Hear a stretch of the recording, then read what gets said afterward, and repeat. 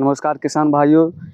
जैसे कि आप देख रहे हैं कि हमारे हाथ में आप जो देख रहे हैं ये मिट्टी है। मिट्टी अर्थात तो इसको हम धरती माँ बोलते हैं। धरती माँ हम इसको इसलिए बोलते हैं क्योंकि आदिकाल से जो हमारा अथर्ववेद है उसके अनुसार जो धरती है वो क्या है, हम ये आपको बताएंगे कि धरती जो है ये हमारे जो परमपिता शिव हैं वो उन्हीं के रूप है।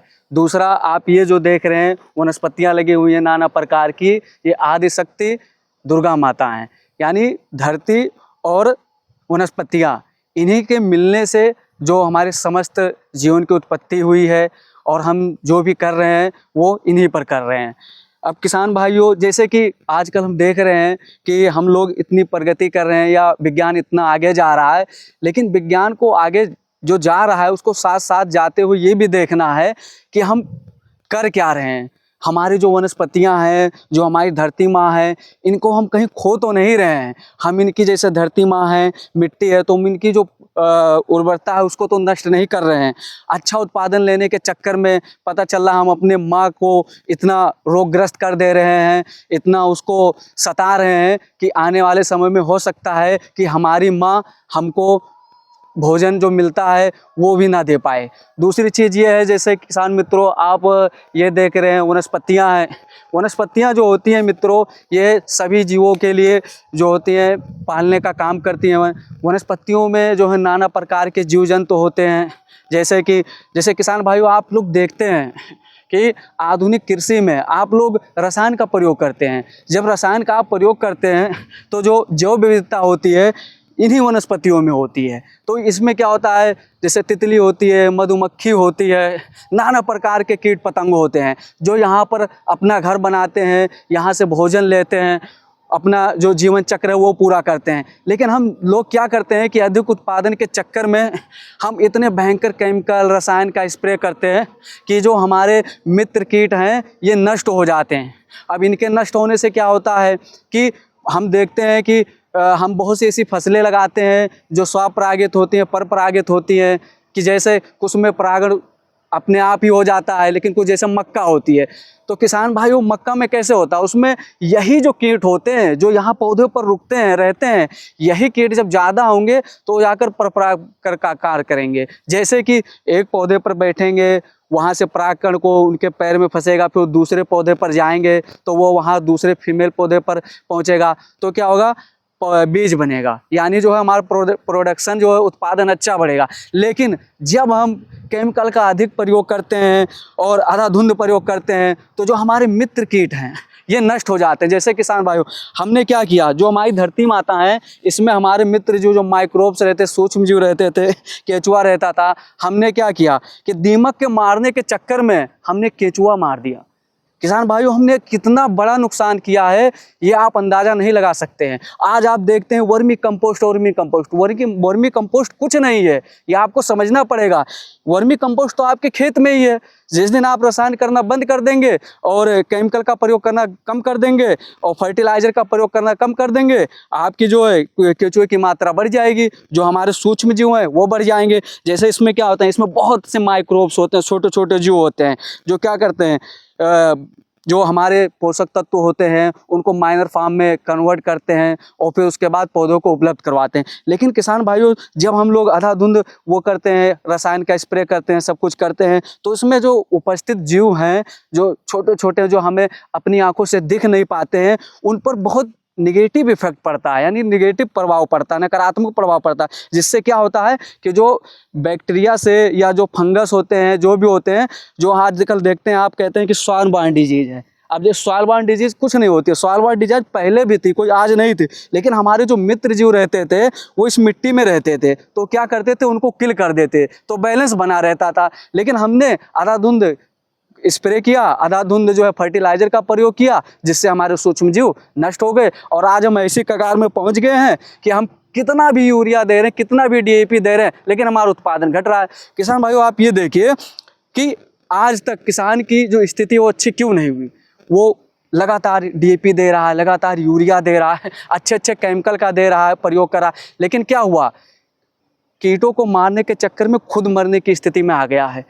अब क्या हो रहा है, इतने भयंकर भयंकर रोग उत्पन्न होते क्यों हो रहे हैं? क्योंकि आप देख रहे हैं अब जो हमारी वनस्पतियां हैं, अब ये हमारा पौधा, अगर हम इस पर जब स्प्रे करेंगे तो इसमें कुछ ऐसे केमिकल होते हैं जो सिस्टमेटिक होते हैं, जो क्या होते हैं कि वो एक स्थान पर पहुंचेंगे दूसरे स्थान पर स्वतः ही पहुंच जाएंगे। तो क्या होता है कि पूरे पौधे के पूरे पार्ट में चले जाते हैं। जब पार्ट में चले जाते हैं तो किसान भाइयों जब उत्पादन होता है तो क्या होता है, हम लोग उसी का क्या खाते हैं, दाना खाते हैं। तो जो हमने पेस्टिसाइड उसमें डाला था, वही पेस्टिसाइड क्या हुआ, भोजन के रूप में हमारे अंदर आ गया। अब क्या हुआ, हम क्या हुआ, बीमारी से ग्रसित हो गए।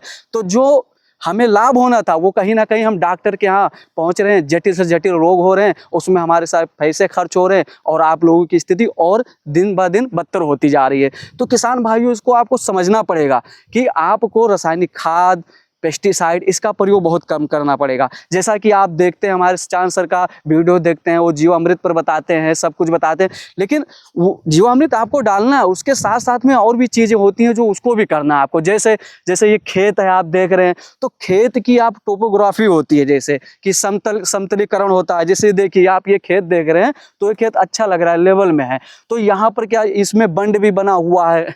अब जब इसमें बारिश होगी तो क्या होगा, बारिश का पानी इस खेत में रुकेगा, और जब इस पानी बारिश का रुकेगा तो इसकी क्या होगी, भूमि में नमी की मात्रा बढ़ेगी। दूसरा, हमारे खेत में जो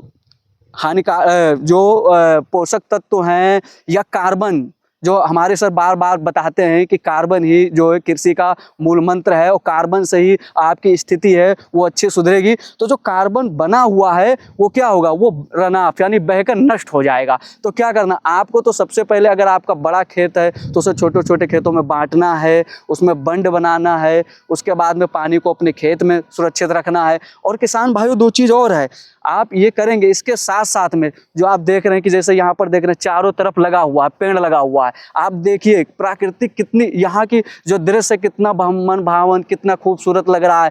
लेकिन अगर यहीं पर अगर ये पेड़ नहीं होते, तो जैसे कि हम जीवामृत डालते हैं जब खेत में, तो क्या करते हैं, जीवामृत जो सूक्ष्म जीवन को कार्य करने के लिए नमी की आवश्यकता होती है। अब जब टेम्परेचर ज़्यादा गर्मियों में बढ़ेगा तो उनको ठंडे स्थान की जरूरत होती है। तो जब आपका खेत नग्न रहेगा तो वो क्या होंगे, वो मर जाएंगे, तो फिर आपको उतना फायदा नहीं हो पाएगा।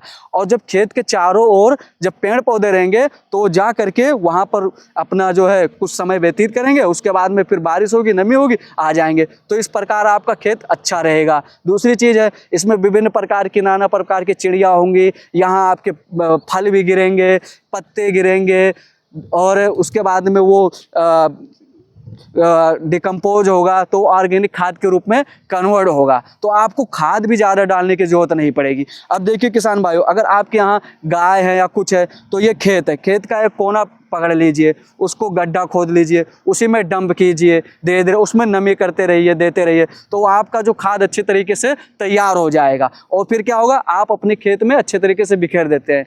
अब आपको खाद बिखेरना कैसे है, हमेशा कभी भी जब भी खाद बिखेरना है तो आपको रेनी सीजन में बिखेरना, ऐसा नहीं कि ज़्यादा टेम्परेचर है जब भी बिखेर दिए। अब रेनी सीजन है, जैसे बारिश होने वाली है, तो उससे समय जो है आप खेत में ऐसे थोड़ा थोड़ा ढेर लगाएंगे, उसको हाथों से ऐसे करके अच्छे तरीके से मिला देंगे। जब बारिश होगी तो नमी होगा, अच्छे तरीके से वो खेत में मिल जाएगा। तो इससे आपकी खेत की जो है उर्वरा शक्ति है, जो हमने हानिकारक उर्वरकों का प्रयोग करके नष्ट कर दिया है, उसको पुनः जीवित कर सकते हैं।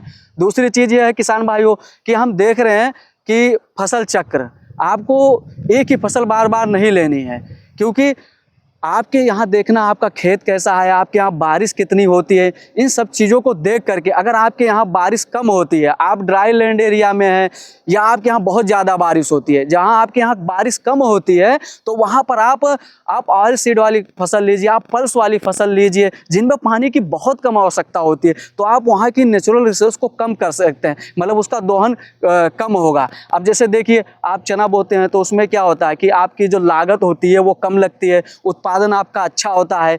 तो इससे क्या होता है, आपकी कहीं ना कहीं इनकम बढ़ती है। लेकिन अगर जब आप यहीं पर धान की खेती करेंगे, जिसको पानी बहुत ज़्यादा आवश्यकता है, आपकी खेत में पानी है ही नहीं, और आप जैसा अभी हमने क्या कहा था कि धरती माता है, और आप धरती माता का ज़बरदस्ती से यूज कर रहे हैं, उसका दोहन कर रहे हैं, तो आपके यहाँ जो थोड़ा बहुत पानी है वो भी खो देंगे। बाद में क्या होगा, आपकी भूमि जो बंजर हो जाएगी। तो इसीलिए आपकी जो वहाँ का दृश्य है, जो आपका खेत है वो आपको समझिए। मेरे खेत में अगर चना लायक है तो आप चना बोइए, अगर उर्द लायक है तो उर्द बोइए, अगर जहाँ पर बहुत ज़्यादा पानी हो रहा है जो तराई बेल्ट है तो वहाँ पर आप धान ले सकते हैं। तो किसान भाइयों, मैं अपनी बातों को यहीं पर विराम देता हूँ। धन्यवाद।